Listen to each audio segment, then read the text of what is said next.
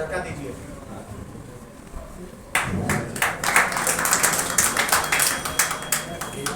Honda है प्यार का, अच्छे से बताइए। बहुत बहुत शुक्रिया, आप सब लोग आए और आप सब लोगों को 1 मिनट लेकर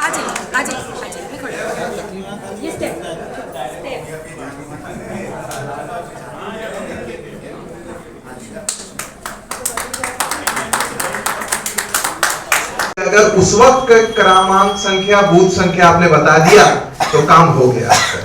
ये चुनाव आयोग कह रहा है, इसका जैसे शाहरुख कह रहे हैं कि इसका कोई लॉजिक नहीं है, कोई लीगैलिटी नहीं है, बस कह दिया है तो उसको मानना है। तो इसलिए गुजरात के वोटर्स के लिए ये है कि अभी तक नहीं बताया कि आपका नाम अगर है तो आपको यहाँ उसका एपिक नंबर डालना है या उसका क्रमांक नंबर डालना है, क्या करना है, ये आज तक किसी ने बता नहीं, मेरे को भी नहीं मालूम। ये मेरा बहुत सिंपल सा एक सामान्य नागरिक वाला क्वेश्चन है। ऐसे ही एक दूसरे का अंदर जंग आमद तो काम आमद चलता ही रहता है काम करने में।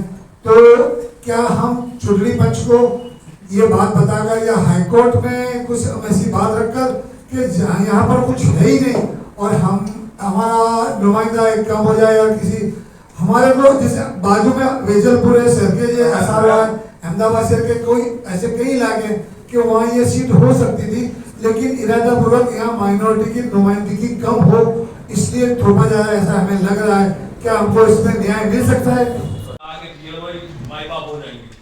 मेरा सवाल यह है कि बिहार में ऐसे आए कि पैसे लेकर या और किसी तरीके से ब्लैकमेल होकर, समझो कि किसी ने उसको धमकी दी कि भाई तेरा मेरा नाम पड़ जाएगा तो फिर तेरी खैर नहीं है। इसी तरह के भी कोई वाक्य सामने आए कि ये लोग relying on 2003 because there was no verification that year.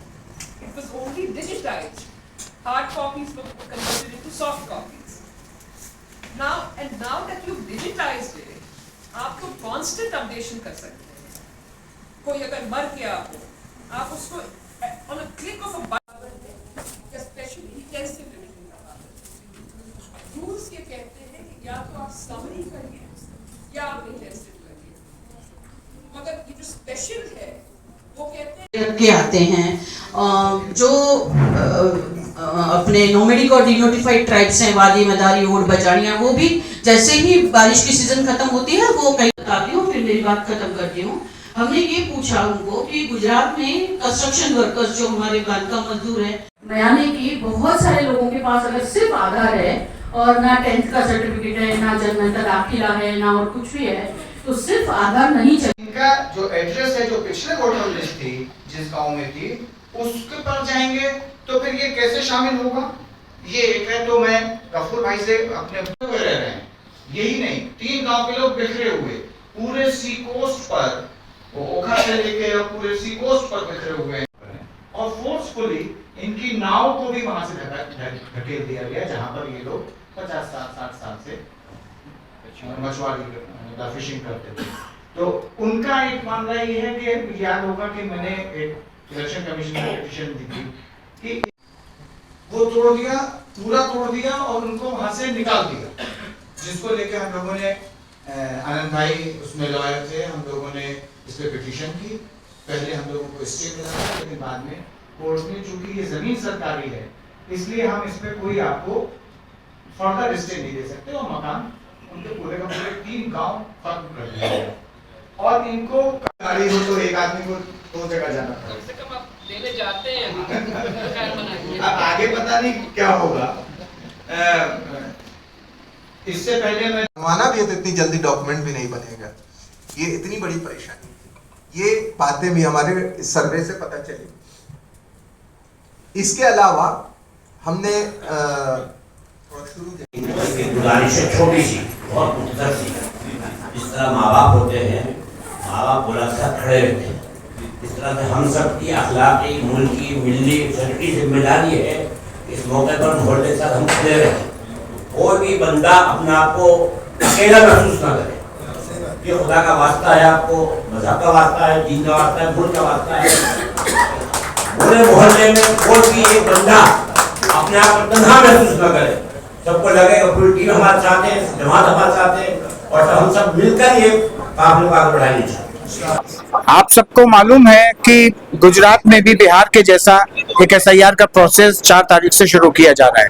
इस एसआईआर के प्रोसेस में क्या क्या दिक्कतें आई बिहार में, चूंकि देश में पहली बार एसआईआर का प्रोसेस बिहार में शुरू हुआ, तो बिहार के हमारे पीयूसीएल के जनरल सेक्रेटरी सरफराज अहमद, जो सुप्रीम कोर्ट में एसआईआर को चैलेंज करने वाले पिटीशन के पिटिशनर भी हैं, और सुप्रीम कोर्ट में जो इस केस को लड़ रहे हैं वो एडवोकेट शाहरुख आलम जी को हम लोगों ने बुलाया, ताकि उसके तकनीकी पहलुओं और बिहार के प्रायोगिक पहलुओं पर हम लोग बात कर सकें, उससे समझ सकें कि क्या क्या दिक्कतें वहां आई थी, और उन दिक्कतों के आधार पर गुजरात में आने वाली संभावित दिक्कतों से हम कैसे पार पा सकते हैं। इसके लिए आज यहाँ पर एक संवाद का कार्यक्रम रखा गया था। इस संवाद के कार्यक्रम में गुजरात भर के तमाम साथियों ने शिरकत की, और हम लोगों ने इस बैठक में ये तय किया कि अगर यहाँ पर कोई भी वोट को काटने की कोशिश की जाएगी तो हम लोग PUCL Gujarat, minority coordination committee Gujarat फौरन सुप्रीम कोर्ट में इस मामले को लेके जाएंगे। एक भी जेन्युइन वोट को कटने की कोई भी कोशिश कामयाब नहीं होने दी जाएगी। एक एक जेन्युइन वोटर इस वोटर लिस्ट में रहे, इसका पूरा प्रयास हम लोग करेंगे। इसके लिए हमको सुप्रीम कोर्ट में जो भी कदम उठाने पड़े, इसकी तैयारी के लिए आज हम लोगों ने यहाँ बैठक की थी।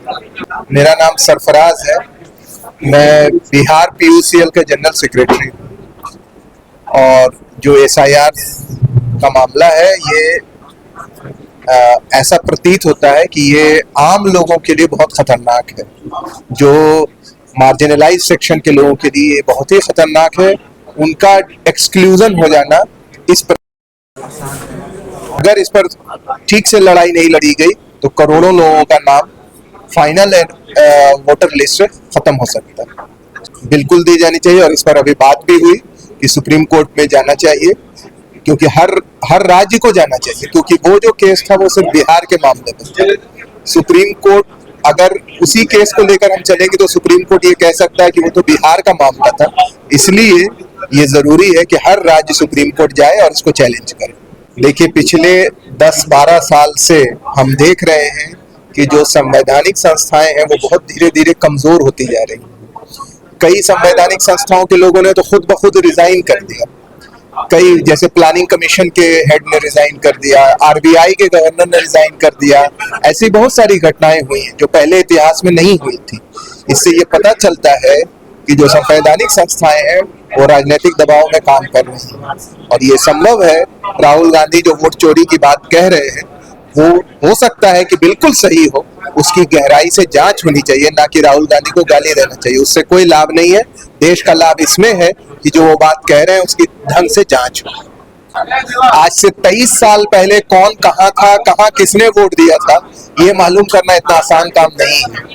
तो ये जानबूझ के मतदाताओं के सामने एक कठिन स्थिति खड़ी कर दी गई ताकि उनका वोट देने का अधिकार छीना जा सके। ये हो सकता है।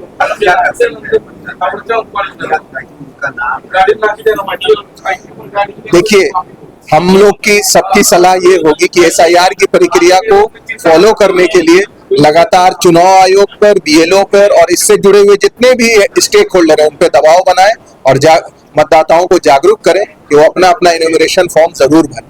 अगर आपका नाम कहीं नहीं है तो फॉर्म 6 भरें और अपना नाम फ्रेश जुड़वाएं, लेकिन जुड़वाएं किसी भी हालत में। ये सवाल भी उठाया जा रहा है सुप्रीम कोर्ट में कि आप ऐसा काम क्यों कर रहे हैं जिससे जनता को परेशानी हो। जनता जो इस देश की मालिक है उसको आसानी हो, उसको आराम हो, वो अपना नाम आसानी से जुड़वा सके। आपको ऐसी प्रक्रिया लानी चाहिए, लेकिन इस एसआईआर की प्रक्रिया का ना कोई तर्क है ना कोई कानूनी हैसियत है। बस उनके मन में आया है तो कर रहे हैं। मैपिंग की प्रक्रिया है, वो मैपिंग की प्रक्रिया है। वो एक सॉफ्टवेयर के तहत बीएलओस को ये कहा गया है कि जिनका नाम 2002 में था और अभी लेटेस्ट वाली लिस्ट में भी था, अगर दोनों में है तो वो अपने आप ग्रीन हो जाएगा। अगर वो हो गया तो अब उनको कुछ करने की जरूरत नहीं है, लेकिन जिनका नहीं हुआ उनसे फिर डॉक्यूमेंट मांगा नहीं, उनसे चुनाव आयोग डॉक्यूमेंट मांगेगा। अगर वो उस प्रक्रिया में वो फेल हुए तो आपका नाम कट सकता है। अभी यही है, अभी तक जो समझ में आया है।